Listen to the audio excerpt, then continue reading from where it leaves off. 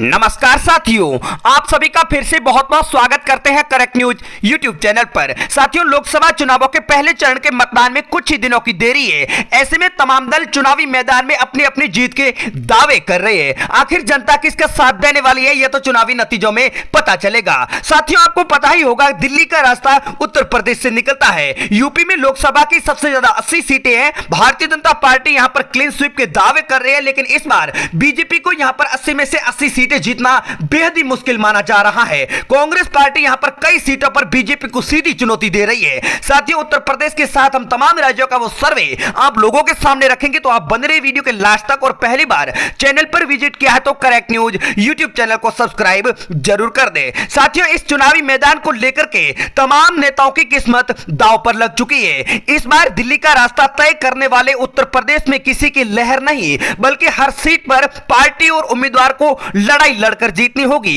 इसके पीछे इंडिया गठबंधन का गठजोड़ माना जा रहा है। यही वजह है कि भारतीय जनता पार्टी भी इस बार हर कदम फूंक फूंक कर रख रही है। वहीं समाजवादी पार्टी और कांग्रेस भी अपनी जीत के लिए पूरी तरह से आश्वस्त नजर आ रहे हैं। हालांकि अमेठी, रायबरेली, बदायूं, घोसी, आजमगढ़, रामपुर समेत कई सीटों पर इस बार मुकाबला 2020 जैसा रोमांचक होने वाला है। मैच की आखिरी गेंद तक हार जीत का आंकलन कर पाना किसी भी राजनीतिक पंडित के लिए आसान नहीं है। साथियों, दिल्ली का रास्ता उत्तर प्रदेश से निकलता है। यूपी की 80 में से 80 सीटें जीतने का बीजेपी ने लक्ष्य भले ही रखा है। हालांकि इंडिया गठबंधन इस बार यूपी में क्लीन स्वीप करना इतना आसान नहीं माना जा रहा है। आपको बता देते हैं कि इस बार भारतीय जनता पार्टी को अपनी जीती हुई सीट बचानी भी उत्तर प्रदेश में मुश्किल मानी जा रही है। 2019 में हारी हुई सीटें जीतना बीजेपी के लिए इस बार चुनौती माना जा रहा है। हालांकि भारतीय जनता पार्टी भी अपने कामकाज को लेकर के लगातार जनता के बीच में जीत के दावे कर रही है। साथियों, बात अगर उत्तर प्रदेश की सबसे हॉट सीट और कांटे की टक्कर वाली सीट की करें तो वह सीट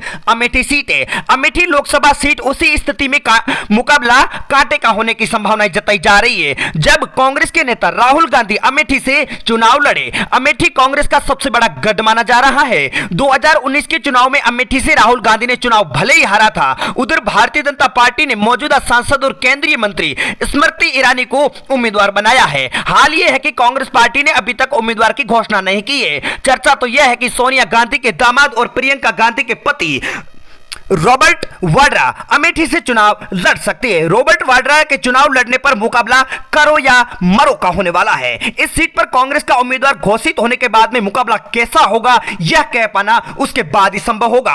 आइए नजर डालते हैं देश के तमाम राज्यों के ओपिनियन पोल पर। तो आप बने रहे वीडियो के आखिर तक, और आप देश के कौन से राज्य से वीडियो देख रहे हैं कमेंट करके जरूर बताएं, और अपने चैनल को सब्सक्राइब करें, दोस्तों में वीडियो को शेयर जरूर करें। तो चलिए साथियों, शुरुआत कर लेते हैं बिहार राज्य से, जहां पर लोकसभा की 40 सीटें हैं। ओपिनियन पोल के आंकड़ों के अनुसार बीजेपी को 14, कांग्रेस पार्टी को 22, जेडीयू के खाते में 3, एक सीट अदर को जा रही है। बात कर लेते हैं 13 सीटों वाले पंजाब राज्य की, जहां पर बीजेपी को 2, कांग्रेस पार्टी को 6, आम आदमी पार्टी के खाते में 5 लोकसभा की सीटें जाती हुई ओपिनियन पोल में बताई जा रही है। अब बात कर लेते हैं पश्चिमी बंगाल की, जहां पर 42 लोकसभा की सीटों में से ओपिनियन पोल के आंकड़ों में बीजेपी को 6, कांग्रेस पार्टी को 12, टीएमसी को 23 और 2 सीटें अदर को जा सकती है। जम्मू कश्मीर की अगर बात कर ली जाए तो यहां पर 6 सीटों में से बीजेपी को मात्र 2, जबकि कांग्रेस पार्टी 4 सीटों पर इस बार के चुनाव में कब्जा जमा सकती है। बात अगर 17 सीटों वाले तेलंगाना की कर ली जाए तो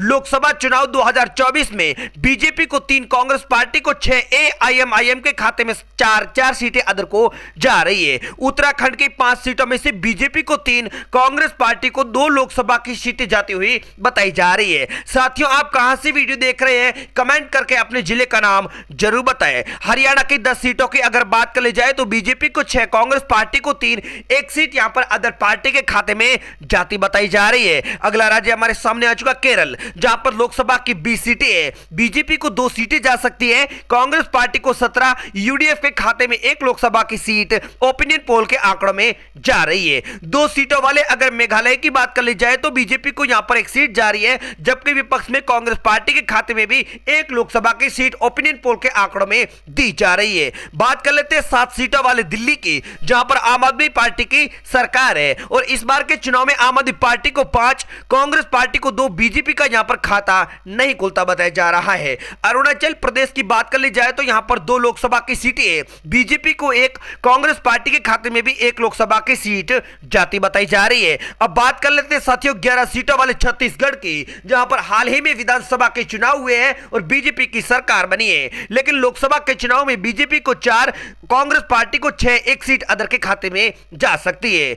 सबसे बड़ी अगर गुजरात राज्य की बात कर ली जाए तो यहां पर मोदी का गृह राज्य है। गृह राज्य में बीजेपी को 20, कांग्रेस पार्टी को 5, 1 सीट अदर के खाते में जा सकती है। मिजोरम की बात कर ली जाए तो यहां पर 1 सीट पर बीजेपी का कब्जा होता हुआ बताया जा रहा है। साथियों, आप देश में अगला प्रधानमंत्री किस नेता को देखना चाहते हैं कमेंट करके जरूर बताएं। अब बात कर लेते हैं राजस्थान की, जहां पर 25 लोकसभा की सीटों में से इस बार के चुनाव में बीजेपी को 15 सीटें जा सकती है, जबकि कांग्रेस पार्टी को 8 सीटें, 2 सीट यहां पर अदर के खाते में जा रही है। महाराष्ट्र की बात कर ली जाए तो 48 सीटें यहां पर, लेकिन यहां पर बड़ा उलटफेर हो रहा है। बीजेपी को 13, कांग्रेस पार्टी को 7, शिवसेना को 8 सीटें अदर को जा रही है। हिमाचल प्रदेश की अगर बात कर ली जाए तो यहां पर 4 लोकसभा की सीटों में से बीजेपी को 3, 1 सीट कांग्रेस पार्टी के खाते में जाती हुई बताई जा रही है। अगला राज्य साथियों हमारे सामने आ चुका है लक्षद्वीप, जहां पर 1 लोकसभा की सीट और 1 सीट पर बीजेपी का कमल खिलता नजर आ रहा है। साथियों, इस बार क्या भारतीय जनता पार्टी का 400 प्लस सीटें जीतने का सपना साकार होगा या फिर नहीं? आप कमेंट करके अपनी राय जरूर दें। गोवा में 2 लोकसभा की सीट और इस बार के चुनाव में ओपिनियन पोल के आंकड़ों के अनुसार दोनों सीटों पर बीजेपी का कमल खिल सकता है। त्रिपुरा में 2 सीटें हैं, इस बार यहां पर बीजेपी और कांग्रेस में सीधी टक्कर बताई जा रही है। 1 सीट पर बीजेपी का कमल खिल रहा है तो 1 सीट कांग्रेस पार्टी के खाते में जा रही है।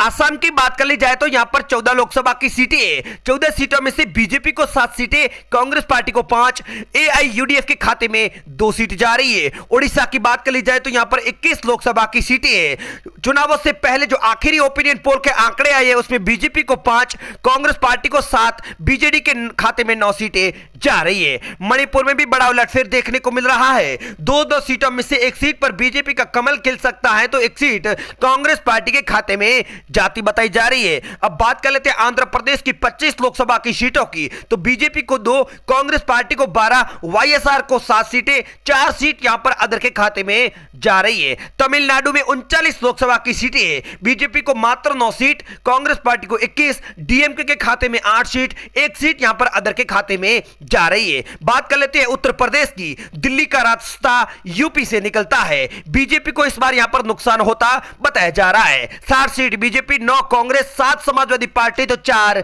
अदर। कर्नाटक की 28 सीटों की बात कर ली जाए तो 28 में से बीजेपी को 11, कांग्रेस पार्टी को 13, जेडीएस के खाते में 3, 1 सीट अदर के खाते में जा रही है। अब बात कर लेते हैं मध्य प्रदेश की, जहां पर बीजेपी को 15 सीटें, कांग्रेस पार्टी के खाते में 12, जेडीएस का खाता नहीं खुल रहा है, 1 सीट यहां पर अदर के खाते में जाती हुई बताई जा रही है। अब बात कर लेते हैं झारखंड के 14 लोकसभा की सीटों की, बीजेपी को 5 सीटें जा रही है, कांग्रेस पार्टी के खाते में 8 सीटें, यहां पर अदर को 1 सीट दी जा रही है।